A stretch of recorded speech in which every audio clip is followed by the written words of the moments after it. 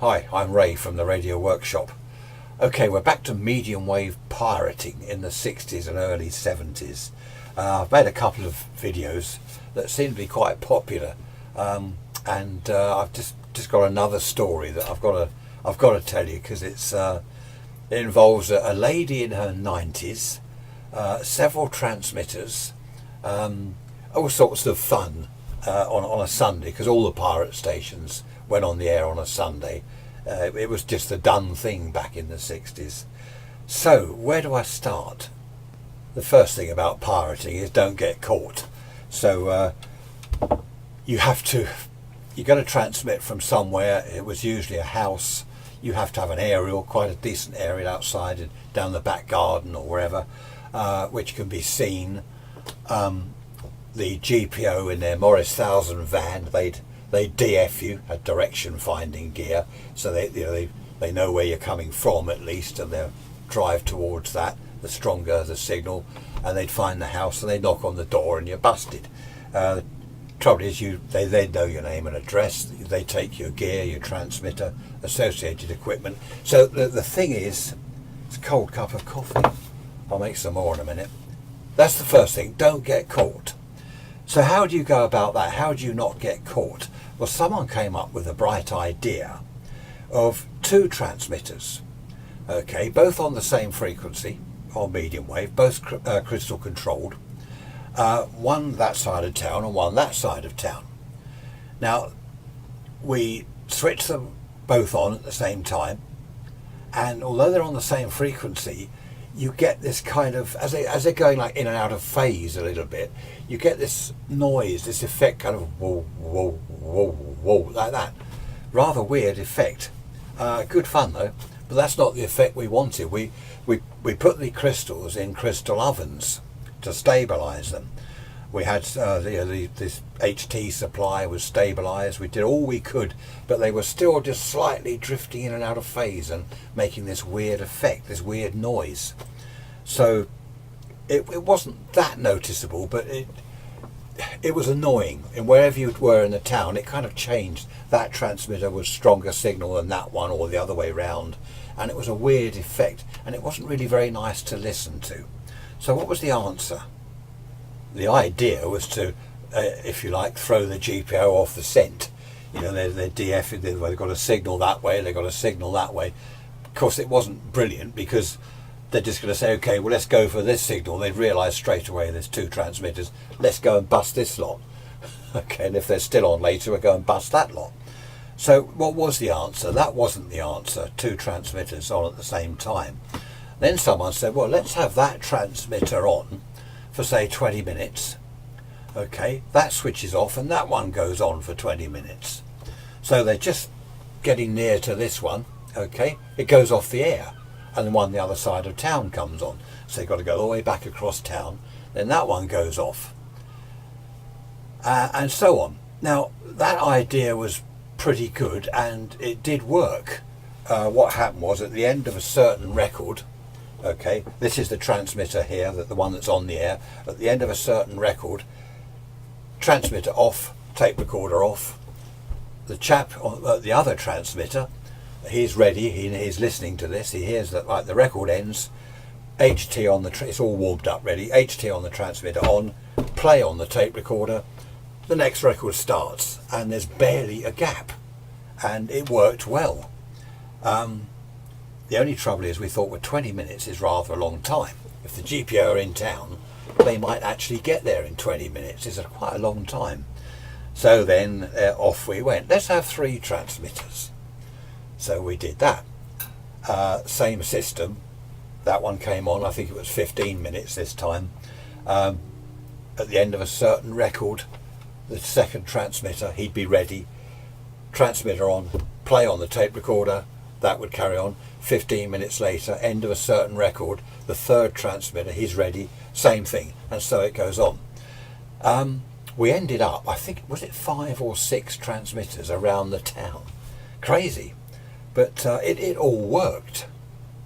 So we've got 5 or 6 transmitters all in sequence, and each one was only on for something like 10 minutes. So yeah, that wasn't really long enough to do any direction finding. anyone trying to track it down, they might get close, but 10 minutes if you're at the dentist having a tooth drilled seems like hours. If you're direction finding a station in your GPO van, it seems like 2 minutes. So that was pretty good. It worked, switching from that transmitter to that one, then that one, then that one, all like this sequence went on. That was great. Driving around the town listening to this, you couldn't really tell. Various people were listening around the town, driving around and whatever, and all kind of making notes. You couldn't. Sometimes you'd hear a little bit of a gap as the switchover happened.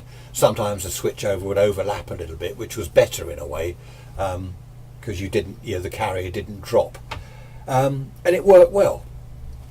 In fact, one chap was driving around and he saw the GPO van. It was pretty distinctive. We all knew what it looked like. So he followed it at a safe distance. He followed this van. And of course they get so far and they stop. And you could see the lads in it sort of pointing this way and pointing that way.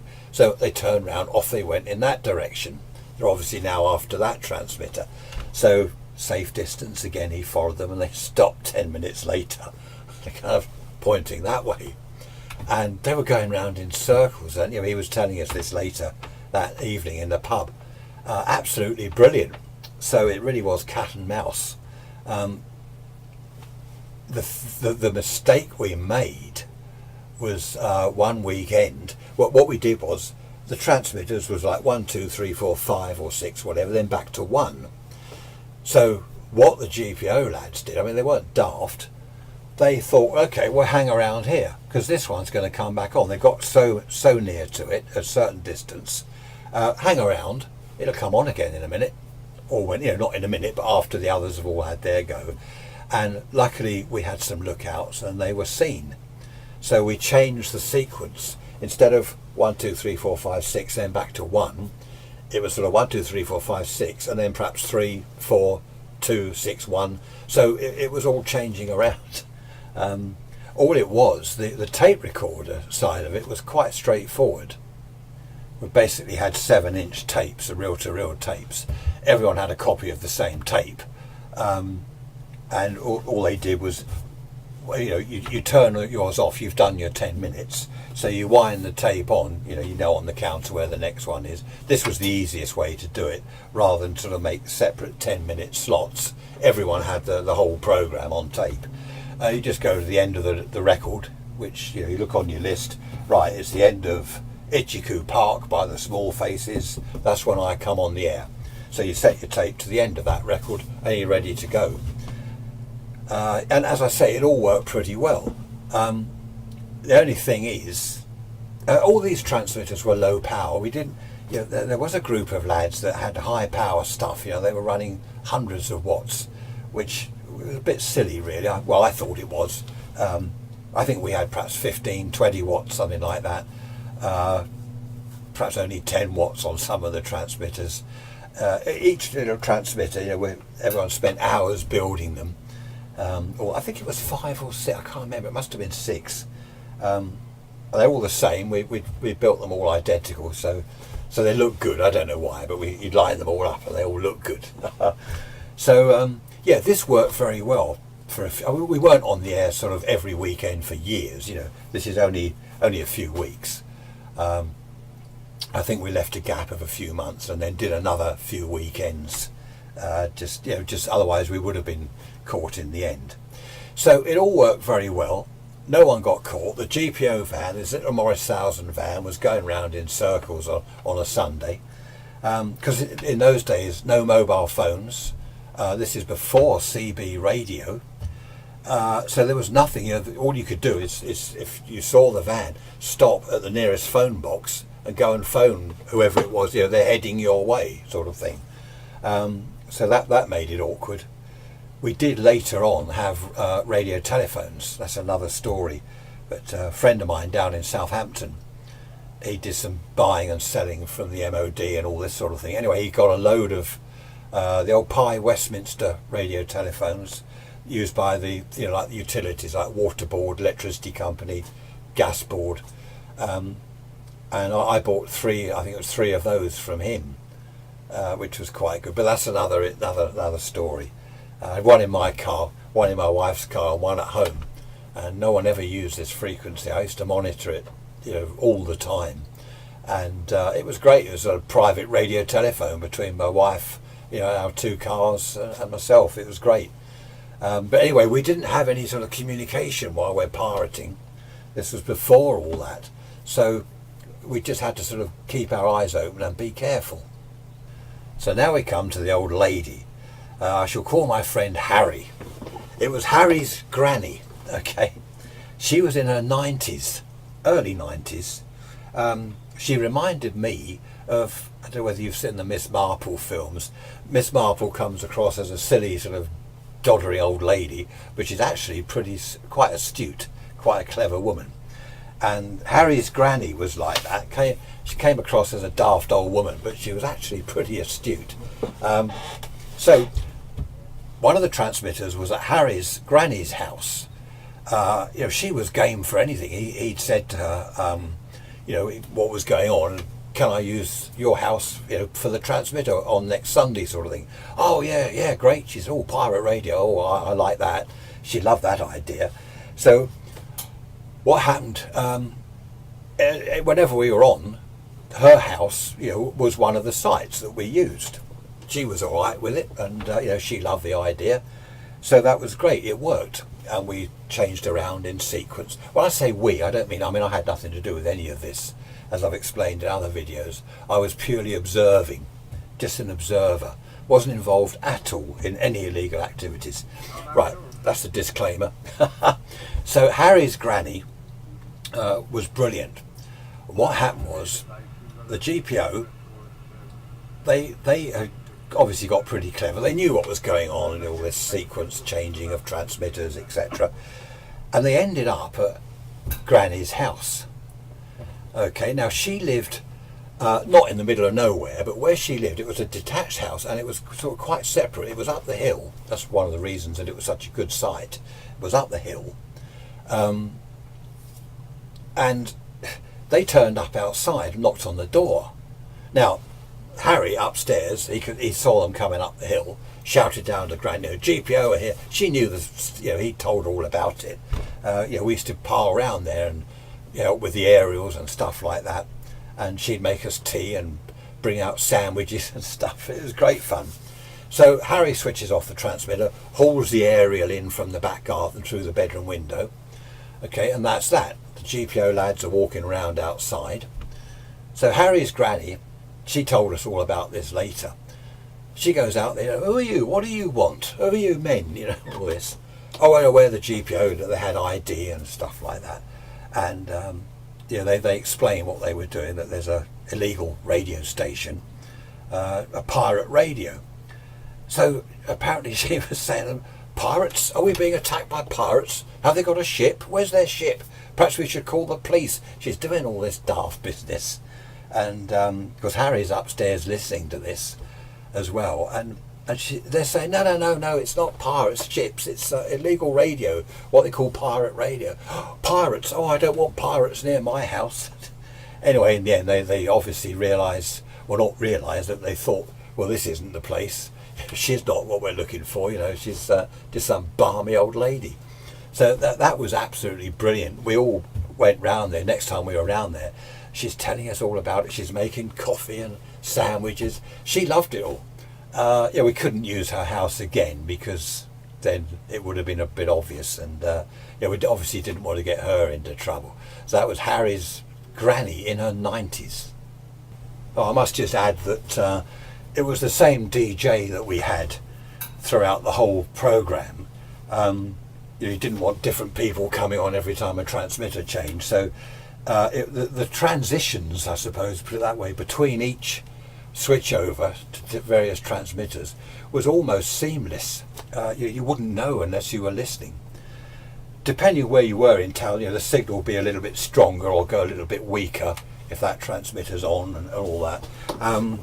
So it really did work well. No one got caught. It was all good fun. As I say, low power transmitters. I've got some fresh coffee now.